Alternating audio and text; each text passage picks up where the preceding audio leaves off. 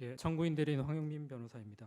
지금부터 탄핵소추 대리인단의 주장을 정리하여 말씀드리겠습니다. 탄핵소추 사유의 유형별 쟁점 5개 중 첫 번째 비상계엄 선포 행위의 위헌성 쟁점에 대해서는 지난 6차 변론기일에서 그리고 앞서 드렸던 제출 서면에서 이 사건 비상계엄 선포 행위가 헌법 제77조와 계엄법에서 정한 구체적 절차적 요건을 전혀 갖추지 못하였다는 점에 대해서 상세히 말씀드린 바가 오늘 변론기일에서는 나머지 4개 유형별 쟁점과 헌법 위반의 중대성 등에 대한 주장을 요약하여 말씀드리겠습니다. 먼저 제가 국회 침탈 및 무력화 시도의 위헌법성 쟁점에 관한 주장을 요약하여 말씀드리겠습니다. 목차는 다음과 비상계엄 선포 당시 국회 침탈 행위에 대한 개요입니다. 피청구인은 비상계엄 선포 후 국회 군병력과 경찰 약 2,466명을 투입하여 국회의원들의 출입을 통제하였고 군병력을 국회의사당 본관에 침입시켰습니다. 또한 국회의장 등 주요 정치인에 대한 체포 구금을 지시하였습니다. 이는 단기적으로는 국회 비상계엄 해제 요구 결의를 막고 단기적으로는 국회의 일체 정치활동을 금지할 의도였습니다. 그럼에도 피청구인은 군대와 경찰을 통한 국회 침탈 행위에 대해 질서유지 목적이었다라고 강변하고 있습니다. 그러나 피청구인이 여전히 국회 외곽이 아닌 국회 경내 및 본관에 병력을 투입한 행위의 위헌성을 전혀 인식하지 못하고 있고 아무런 합리적인 이유도 설명하지 못하고 있습니다. 또한 홍장호 국정원 1차장, 여인영 황첩사령관, 조지호 경찰청장의 진술에도 불구하고 국회의장 그리고 여야 정당 대표 등에 대한 체포 구금 계획 자체를 부인하고 있습니다. 먼저 국회의 기능 무력화를 위해 국회 군대를 침입시킨 행위의 위헌 위법성 부분입니다. 첫째, 헌법 제77조 제3항 위반입니다. 헌법 제77조 제3항은 비상계엄 선포 시 정부나 법원의 권한에 관하여만 특별한 조치가 가능하다라고 규정하고 있습니다. 이에 따라 계엄법 제7조 1항도 계엄사령관은 행정사무 그리고 사법사무만 관할하도록 규정하고 있습니다. 1987년 6월 민주항쟁 후에 현행 헌법은 대통령의 국회 해상권을 삭제하였고 비상계엄 선포 시에도 국회의 권한 제한과 침해 조치는 어떠한 경우에도 절대 불가하다는 내용을 명시하였습니다. 결국 피청구인의 군대 투입 행위는 헌법 제77조 제3항을 위반하여 국회 권한을 침해한 위헌적 행위입니다. 둘째, 헌법 제77조 제5항 위반입니다. 헌법 제77조 제5항은 국회 제적의원 과반수가 계엄 해제를 요구할 경우 대통령은 계엄을 해제하여야 한다는 의무를 규정하고 있습니다. 비상계엄은 국민의 기본권을 필연적으로 심각하게 제약하므로 국민의 의사를 대표하는 국회에 국민의 기본권 회복과 헌정질서 파괴 위험을 통제할 권한을 일임한 것입니다. 즉 국회의 계엄 해제 요구권은 대통령의 비상계엄 선포권 행사에 대한 유일한 외부적 통제 수단입니다. 그러나 피청구인은 군 병력과 경찰력으로 국회의원 소집을 물리적으로 봉쇄하고 국회 본관을 침입하였으며 국회의원을 강제로 끌어내려고 하였습니다. 이는 헌법 제77조 제5항을 위반하여 국회의 계엄 해제 요구권을 침해한 위헌적 행위입니다. 셋째, 헌법상 기본 원칙 위반입니다. 피청구인이 국회를 봉쇄하고 본관을 침입하고 포고령으로 정치활동을 금지하고 국가비상 입법기구를 설치하고자 한 행위는 국민주권주의와 대의민주주의 원칙을 위반한 행위입니다. 또한 피청구인이 비상계엄을 대통령에게 권력을 집중하는 수단, 정치적 반대 세력을 제거하는 수단, 독재를 위한 헌법 파괴 수단으로 악용하여 피청구인에 대한 권력 집중을 도모한 행위는 권력 분립의 원칙을 위반한 행위입니다. 마지막으로 피청구인은 외침에 대항하여 국민을 지키기 위해 행사하여야 할 국군 통수권을 지켜야 할 대상에게 행사하였고 국군을 사적 무장단체로 부리며 대다수 선량한 군인들을 군사정변에 가담케 하였다. 이는 헌법 제74조 제1항을 위반한 위헌적인 국군 통수권 행사이고 헌법 제5조 2항에 따른 국군의 정치적 중립성을 훼손한 반헌법적 행위라 할 것입니다. 다음으로 국회 공세 행위 등에 대한 피청구인의 주장에 대한 반박 부분입니다. 먼저 군대와 경찰 투입이 질서유지 목적이었다는 주장에 대해 살펴보겠습니다. 피청구인은 국회에 계엄군을 투입한 것은 발생할지 모르는 소란과 안전사고를 대비한 질서유지 목적이었다고 주장합니다. 그러나 무엇보다 피청구인은 국회에 대한 계엄군 투입으로 국회 장악을 시도하였습니다. 국회 울타리 외곽의 시민들은 피청구인의 비상계엄 선포에 항의하기 위해 모인 시민들이었고 피청구인이 위헌적인 비상계엄을 선포하지 않았다면 국회로 모일 필요조차 없었던 사람들이었습니다. 설령 안전사고의 위험이 있었더라도 국회 외곽에서 경찰력으로 안전사고에 대한 통제가 충분히 가능했습니다. 반면 국회 병력을 투입한 시점에 국회는 본연의 기능인 계엄 해제 요구 의결 절차를 준비 중이었을 뿐 본관 내에 어떠한 혼란도 없었습니다. 결국 국회 경내와 본관에 군병력이 질서유지 목적으로 투입될 어떠한 이유도 공포탄과 테이저건 사용을 검토할 이유도 전혀 없었습니다. 또한 국회 경내와 본관에 대한 군대 투입은 질서유지에 대한 국회의 자율권을 침해하는 행위였습니다. 헌법 제64조는 국회 자율권을 보장하고 있고 국회법에 따라 국회 질서유지는 국회의장의 권한입니다. 그러나 계엄군은 국회의장의 허가도 받지 않고 국회 경내와 본관에 침입하였고 본회의장 침입까지 시도하였습니다. 이는 헌법과 국회법이 보장한 국회 자율권 중 질서 유지권을 침해한 위헌 위법 행위였습니다. 또한 의원의 회의장 출입을 방해하지 못하도록 규정한 국회법을 위반한 행위였습니다. 결국 피청구인의 주장은 계엄이 선포되면 대통령이 국회에 임의로 군대를 침입시키는 행위도 가능하다는 주장에 불과합니다. 그러나 권력분리 원칙에 따른 견제와 균형의 작동과 독립성 보장을 위해 해당 헌법기관의 물리적 공간을 보호하는 것은 매우 중요합니다. 예컨대 비상계엄 선포 시라 헌법재판소의 요청 또는 허락 없이 헌법재판소 경내에 군병력의 진입은 불가한 것입니다. 헌법기관인 국회 역시 마찬가지입니다. 국회는 대통령의 비상계엄 선포권 행사의 유일한 외부적 통제기관입니다. 이에 비상계엄 선포 시 국회의 자율성, 독립성을 보호하는 것은 평상시보다 더욱 중요하고 국회의 요청과 협력 없이 군병력을 국회에 투입하는 행위는 절대 있어서는 안 되는 반업적 행위입니다. 다음으로 계엄 해제 요구 의결을 막기 위하여 국회를 봉쇄한 것이 아니다라는 피청구인의 주장에 대해 살펴보겠습니다. 피청구인은 국회에 계엄군을 투입한 것은 국회의 계엄 해제 요구 의결을 막기 위한 목적은 아니었다라고 주장합니다. 그러나 피청구인의 주장은 다음과 같은 이유로 전혀 근거가 없습니다. 첫째, 비상계엄 선포지 경찰은 국회 외곽을 봉쇄하고 국회의원의 출입을 막았으며 피청구인은 포고령에 따라 국회의원을 체포할 것을 지시하였습니다. 계엄 선포 3시간 전 피청구인은 경찰청장, 서울경찰청장과 안가에서 해동하여 경찰력 투입을 지시하였습니다. 비상계엄 선포 직후 국회 주변에 경찰 배치가 시작되었고 22시 48분경부터 국회의원을 포함한 모든 출입자의 국회 출입이 전면 통제되었습니다. 이후 짧은 시간 일시적으로 출입이 허용되었으나 피청구인의 지시로 계엄 세령관이 경찰청장에게 포고령에 따른 국회 출입 차단을 요구하였고 23시 37분경부터 다시 국회 출입이 전면 통제되었습니다. 아울러 경찰 기동대도 증원되었습니다. 또한 피청구인은 23시부터 다음날 1시 3분경 사이 경찰청장에게 수차례 연락하여 국회의원들 다 포고령 위반이야 체포해라고 지시하였습니다. 더욱이 피청구인도 2025년 1월 14일자 현서에서 국회 봉쇄가 일시적으로 이루어진 것은 사실이다라고 인정하기까지 하였습니다. 둘째, 수방삼위 전사 병력은 비상계엄 해제 요구한 의결을 방해하였고 피청구인은 국회의원 체포를 지시하였습니다. 피청구인은 2024년 3월 말 4월 초경을 시작으로 국방부 장관과 함께 수방사령관, 전사령관, 방척사령관 등 계엄군 핵심 인사들과 활동을 하였습니다. 피청구인은 이 사건 비상계엄 당시 2024년 12월 4일 00시 20분경 전사령관에게 직접 전화하여 아직 의결 정족수가 채워지지 않은 것 같다. 빨리 국회문을 부수고 들어가서 안에 있는 인원들을 밖으로 끄집어내라 라고 지시한 사실이 이 법정에서 밝혀졌다. 또한 피청구인은 같은 날 00시 30분경부터 1시경 사이에 수방사령관에게도 직접 전화하여 본회의장으로 가서 4명이 1명씩 들쳐고 나오라고 해 라고 지시하였고 이 같은 지시에도 국회 본회의장에 모인 국회의원의 수가 계엄 해제 요구한 의결 정족수에 가까워지자 재차 전화하여 문 부수고 들어가 끌어내, 총을 쏴서라도 문을 부수고 들어가서 끌어내라 라고 지시한 사실이 확인되었습니다. 셋째, 국회 비상계엄 해제 요구한 가결 이후에도 피청구인은 지체 없이 비상계엄을 해제하지 아니하고 합참으로 가서 대책을 강구하였습니다. 피청구인은 헌법 제77조 제5항 및 개헌법 제11조 제1항에 따라 지체 없이 신속하게 계엄을 해제해야 할 법적 의무가 있습니다. 그러나 피청구인은 국회 계엄 해제 요구 의결 이후에도 수방사령관에게 전화하여 해제됐다 하더라도 내가 2번, 3번 계엄령 선포하면 되는 거니까 계속 진행해 라고 지시하였고 01시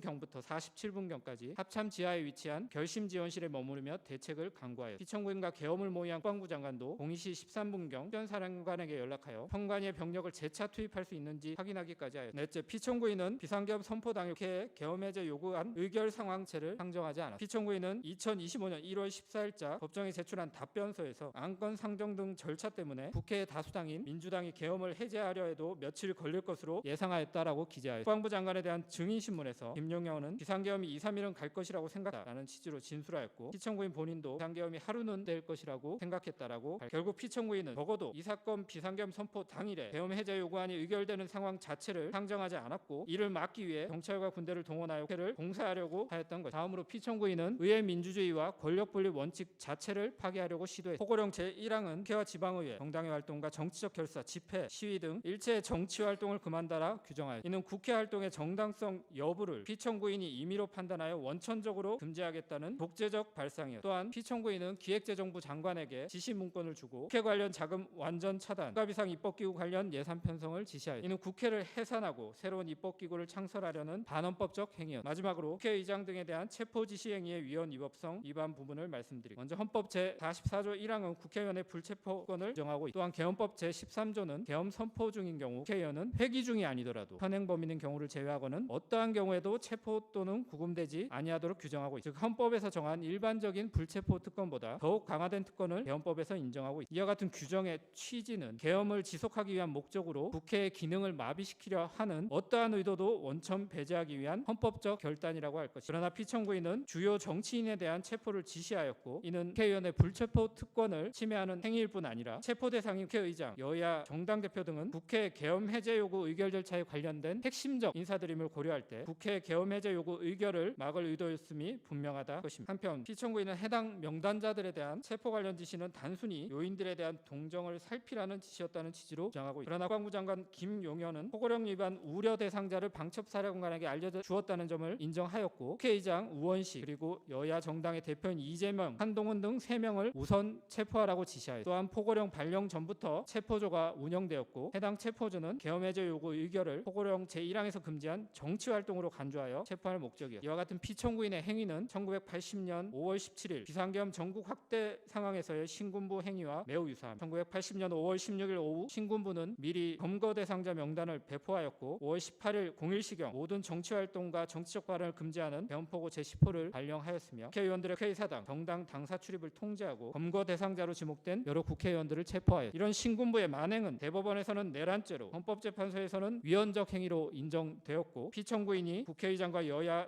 정당 대표 등에 대해 체포 구금을 지시한 행위도 마찬가지로 판단될 겨뤄입니다. 4년 전 미국 국회의사당 난입 사건에 대해 버락 오바마 전 대통령은 역사는 합법적인 선거 결과에 대해 끝도 없이 거짓말을 계속했던 현직 대통령에 의해 선동된 오늘의 폭력을 우리나라에 대한 매우 큰 불명예와 수치의 순간을 기억할 것이다 라고 지적하였습니다. 이상과 같이 말씀드린 피청구인의 반헌법적 행위, 특히 국회 계엄 해제 요구를 막고 국회를 실질적으로 해산하려 한 행위는 우리 민주주의 역사상 어쩌면 가장 큰 불명예와 수치의 순간, 또한 음모론적 부정선거 의혹에 빠진 피청구인 현직 대통령에 의한 폭력의 순간으로 기억될 것입니다.